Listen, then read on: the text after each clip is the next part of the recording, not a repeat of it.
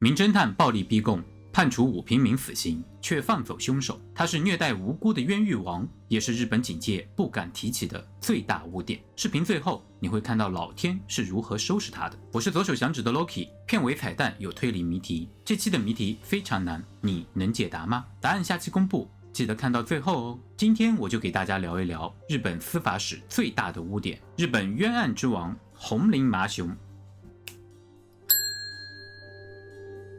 红林麻雄1908年出生于静冈县藤枝市一个普通家庭中。年轻时，他以志愿兵的身份加入了静冈联队。不久后，他凭借自己的努力和智慧，通过了宪兵考试，成为了一名宪兵。尽管他有着在前线作战的意愿，但命运却将他带向了另一条道路。23岁那年，红林通过了警察考试，成为了一名警察，开始了他在派出所的日常工作。红林在警察生涯中表现出色，他在短短1年半的时间里就获得了10次表彰，并被提拔至刑事科。他的迅速崛起与他参与解决一起重大案件——冰松连续杀人事件密不可分。1941年到1942年，一名18岁的聋哑少年中村成策犯下了连续杀害10人、伤害7人的惊天罪行。中村的行为极端残忍，他不仅杀害了自己的亲人，还将魔爪伸向了无辜的路人。他的犯罪动机部分源于对日常生活的不满，部分则是出于抢劫和侵犯的目的。红林在这起案件中的表现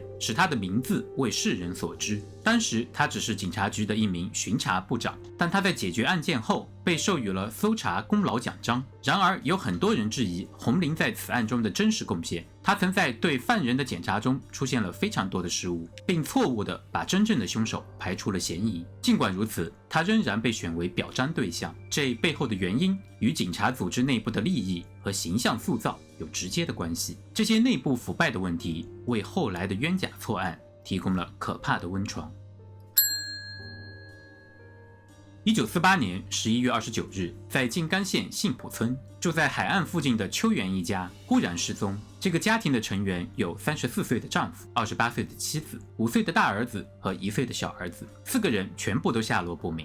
接到报案后，红林麻雄带领警察来到秋元家搜索，发现家里还留着秋元妻子平时必须佩戴的眼镜。他们判断秋元一家应该是卷入了某种危险事件，遭到了绑架。因为在通往海边的小路上发现了婴儿的尿布，所以警察开始以海岸为中心进行搜索，但最终没有找到任何的线索。次年2月12日，因其他盗窃罪被捕，时年23岁的近藤胜太郎和时年19岁的小岛敏雄被当作秋元一家失踪案的嫌疑人进行审问。13日，警方宣布近藤胜太郎承认了杀害秋元一家。14日，逮捕了共犯45岁的近藤。20日，38岁的吉野信伟购买赃物的罪名被捕。几天后，警方表示近藤胜太郎带领他们找到了埋尸地点，并在那里发现了一家4口的遗骸，死因是勒毙。令人意外的是，4名嫌疑人在公审开始后全盘否认了自己参与犯罪，并控诉警察用了很多可怕的手段，强迫他们做出了虚假的供词，甚至使用烧焦的木块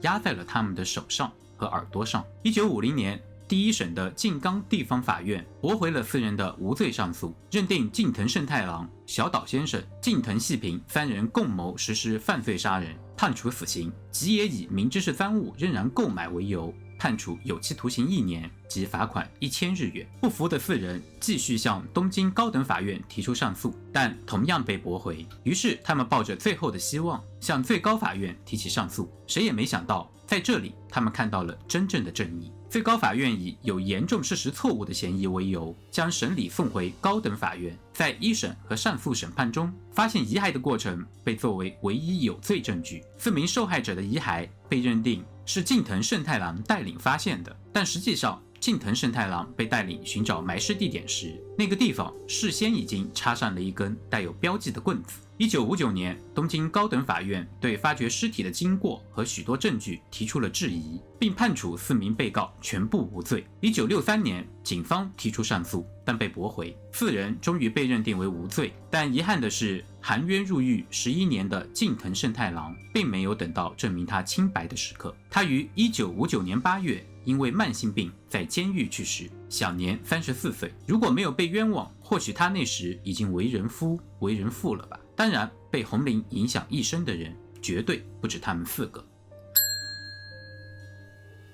1950年1月6日，在静冈县二宇町发生了一家8口中4人遇害的事件，被杀的是46岁的父亲大桥一郎、33岁的妻子陈子、2岁的大女儿孝子和出生11个月的小女儿幸子。睡在同一个房间里的长子、次子、三子以及隔壁房间的87岁祖母都平安无事。他们是第二天早上醒来时才注意到了家里发生了可怕的事情。4名死者的死因分别是大桥夫妇身体多个部位被刀刺伤，大量出血，大女儿被勒死，从母亲尸体下发现了窒息而死的小女儿。房间里的时钟指针停在了晚上11点2分的状态，警方非常确定地认定就是案发时间，但后来尸检结果显示死亡时间是下午8点半左右。在案发现场，受害人的手表上发现了怀疑属于凶手的指纹，房子周围发现了带有受害者血液的刀和手套，还发现了一些27厘米左右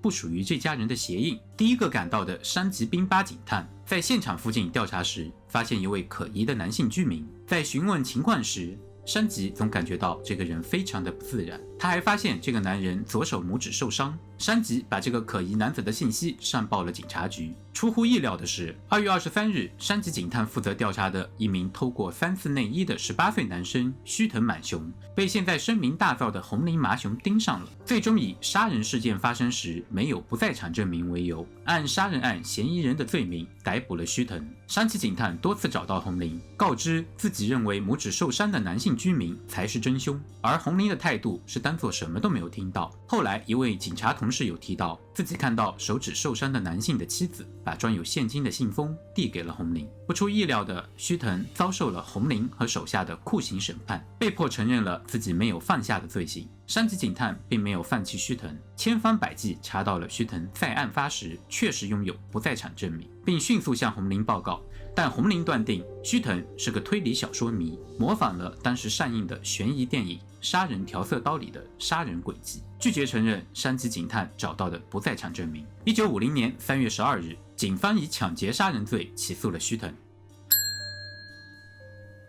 得知须藤将要被判处死刑，无法容忍冤假错案的山崎警探求助新闻媒体，控诉红林等人通过酷刑屈打成招，并按自己的主观意愿捏造证据。在法庭上，山崎警探为了正义，选择与警察局作对，作为辩护方证人出庭作证，提供了自己所找到的须藤无罪的证据，包括了以下5点： 1. 手表上的指纹与须藤的指纹不一致； 2. 从须藤的衣服和随身物品中并没有检测到受害者一家的血迹； 3. 现场的鞋印是27厘米，但须藤的脚尺寸是24厘米； 4. 没有任何证据证明凶器属于须藤； 5. 案发时间，须藤正在帮父亲的饮食店送外卖，订餐的店主作证须藤确实送来了外卖。在如此强有力的证据之下，给大家3秒猜猜红林得到了什么样的惩罚？1、2、3。公布答案，红林并没有受到任何惩罚，还得到了表彰。相反的，县警察以伪造罪逮捕了山崎警探，警方以精神鉴定结果为妄想性痴呆症为由，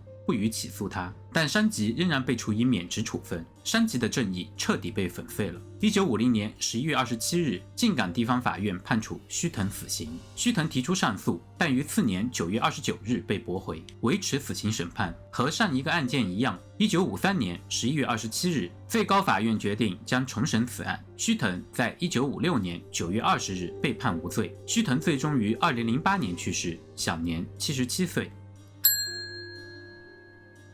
免职后的山崎驾驶执照也被吊销了，他带着5个孩子靠送报纸为生，生活异常困苦，亲戚们纷纷和他断绝关系，同时还被村子施以村八分。村八分是指从江户时代开始流传的一种共同绝交方式，整个村子的人采取不提供帮助、不理会等消极霸凌行为，对被实施村八分的对象有着致命的影响。事件发生10年后，1961年，山崎家因为离奇火灾被烧毁。上小学的2儿子告诉警察，火灾发生前看到了一个穿靴子的男人进了屋。最终，警察没有进行调查，草草地把起因定为小孩子不小心用火导致的失火。在这场火灾中，山崎收集的关于二宇事件的资料大部分被烧毁。1970年，山崎随长子移居爱知县丰田市，在熟人的介绍下，在高尔夫球场当清洁工，后来得到了晋升，担任锅炉技师。山崎于2001年8月去世，享年87岁。重新进行精神鉴定和回故乡，是他到死也没能实现的愿望。正义不该得到这样的下场。1950年5月10日深夜，在静冈县小岛村，32岁的糖果制造商大泽由纪在睡觉时被劈柴斧头攻击致死。因为现场的时钟在下午11点37分停止，警方推测就是犯罪时间。现场的衣柜和保险柜有被翻找的痕迹，其中2500日元的现金被带走。大泽的丈夫因为准备搬家，所以当天不在家。家里的孩子向警察提供线索，看到一个穿着卡其色衣服的男孩逃跑了。第二天早上，以红林麻雄为主的调查员自己来到了现场。村子里有传言受害者家境殷实，后来推测红林应该是听说受害者家庭有油水可以捞，所以才主动来到这里。随后他们进行了大规模的调查，最终也没有找到什么有价值的线索。1个月后，邻居提供线索说，村子里27岁的农民松永在听说案件的时候神情有些奇怪。经过调查发现，松永的发型和年龄与目击证词一致。另外，他在案发时也没有确切的不在场证明。他还欠了受害者一家5000日元。7月19日，松永因涉嫌盗窃木材被带回了警察局，随后以谋杀罪名的审讯就开始了。当天，警察就公布松永认罪了。7月20日，他被静冈地方法院以谋杀案起诉。本案除了松永自己的认罪外，没有任何证据证明他就是凶手。公审开始后，松永诉说自己认罪是因为受到了酷刑。审讯期间，松永被红林的下属折磨了2个多小时，并因此腿受了重伤。警察用松永自己的钱买了药，给他做了治疗。之后每次他主张无罪时，都会被红林的部下殴打。1952年2月18日，静冈地方法院判处松永无期徒刑。松永提出上诉。次年11月，红林处理的二宇事件被发现是冤案，红林开始被人背后议论。随着越来越多的冤案被发现，红林从名侦探成为了被万人指责的酷刑王。1959年12月2日，高等法院判处松永无罪。1954年3月10日，静冈县的一个幼儿园举办了毕业纪念活动，6岁的佐野久子在这里失踪了。3天后，久子的遗骸在山林里被发现。目击者称，犯人身着西装，打领带，是一个看起来像上班族的年轻男子。警察的大规模排查依然没能找到任何线索。1954年5月24日，红林带着手下以盗窃罪逮捕了一位25岁的精神病患者赤觉正夫。在一阵酷刑后，赤觉被迫认罪。1958年5月23日，静冈地方法院判处赤觉死刑。经过无数次的上诉，在34年后，东京高等法院判处赤觉无罪。因为被冤枉进监狱的赤觉，在416个月之后，终于走出了监狱。这时，他已经是个60岁的老人了。